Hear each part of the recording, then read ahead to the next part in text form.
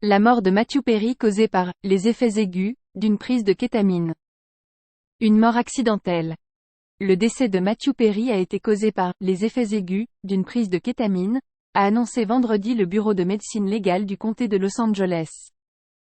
La star de Friends avait été retrouvée dans son jacuzzi le 28 octobre dernier.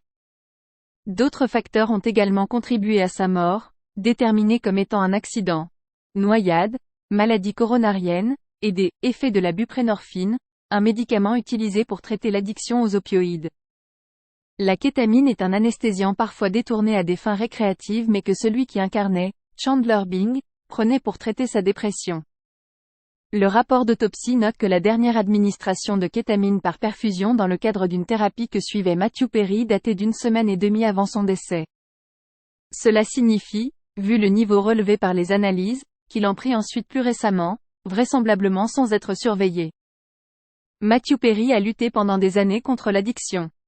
Selon le rapport du légiste, aucune trace d'alcool, de cocaïne, d'héroïne ou de fentanyl n'a été retrouvée dans son organisme.